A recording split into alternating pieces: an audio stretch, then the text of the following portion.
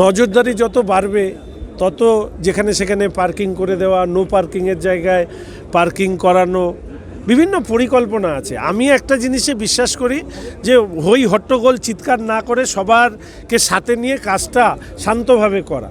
এই যে এতগুলো জিনিস পরপর শিলিগুড়িতে হচ্ছে, এখানে আওয়াজ কম কাজ বেশি, ফলে এই পদ্ধতিতেই কাজ হবে। যেখানেই যা করছি না কেন সেখানকার স্টেক হোল্ডারদেরকে নিয়ে কাজ করি।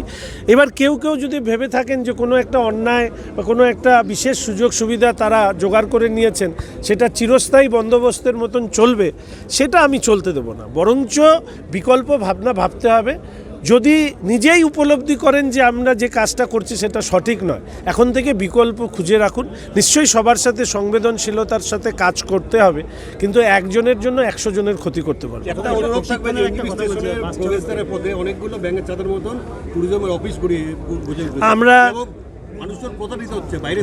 আমরা ইতিমধ্যেই আমি যে কথাটা বললাম যে আমাদের যে অ্যাপস হবে সেই অ্যাপসের ওপরেই আমরা কে কোথায় রেজিস্টার্ড ট্যুরিজম অপারেটর আছে বা ট্যুর অর্গানাইজার্স আছে তাদের নামের তালিকা থাকবে। পর্যটকদেরকে অনুরোধ করব যে সেই তালিকার থেকে তারা চুজ করুন।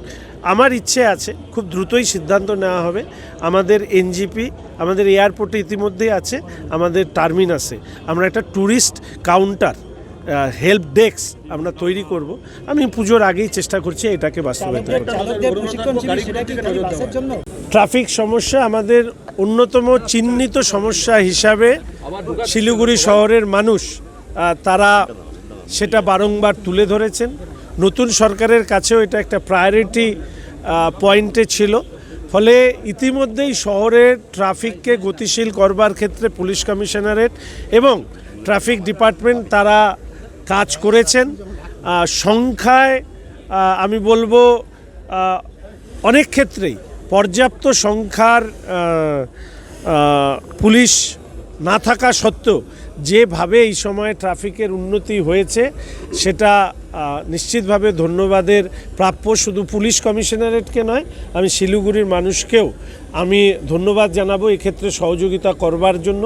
আমি শুধু একটা কথাই বলে রাখতে চাই, অন্যায়টা অন্যায় এবং অন্যায়টাকে ন্যায়ের দরজা পরানোর কেউ ন্যায়ের জামা পরানোর চেষ্টা করেন, সেটা আমরা করতে দেব না। ফলে ট্রাফিকের এই ইমপ্রুভমেন্টের সাথে সঙ্গতি রেখেই ট্রাফিক মার্শাল ইন্ট্রোডিউস করা হচ্ছে, যারা বিভিন্ন গুরুত্বপূর্ণ স্থানে থাকবেন, নজরদারি করবেন যাতে ট্রাফিক ফ্লো আরও দ্রুত হয়।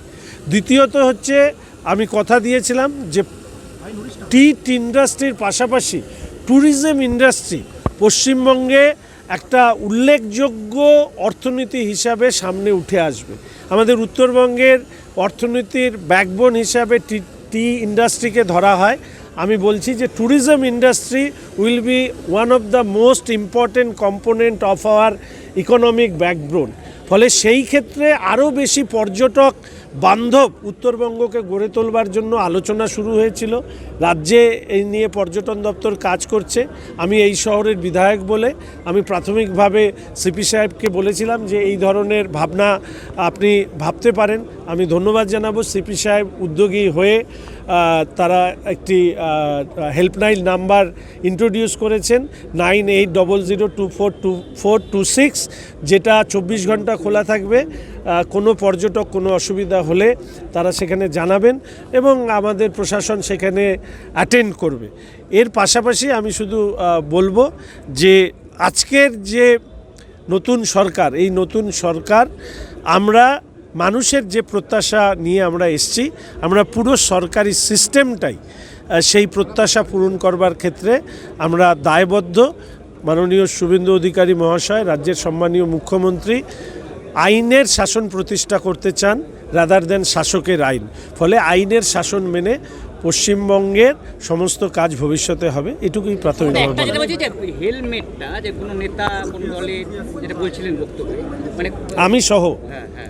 আমি সহ সবাইকে নিয়মটা মেনে চলতে হবে। পথ দেখানোর ক্ষেত্রে যারা পার্টি ইন পাওয়ার তাদেরকে বেশি দায়িত্ববোধ পালন করতে হবে এবং এই ক্ষেত্রে আমি আশা রাখি যে যারা রাজনৈতিক নেতৃত্ব জনপ্রতিনিধি তারা দায়িত্ব সচেতন থাকবে। আমরাও অনেক সময় ভুল করি, সেই ভুল বড় দুর্ঘটনাও ঘটাতে পারে। সেই ক্ষেত্রে আমি চাই আমাদের রাজ্যে যারা ক্ষমতায় আছেন তারাও, তাদের দলের প্রতিনিধিরাও এই ক্ষেত্রে সবাই সতর্ক থাকবো, আমি সহ।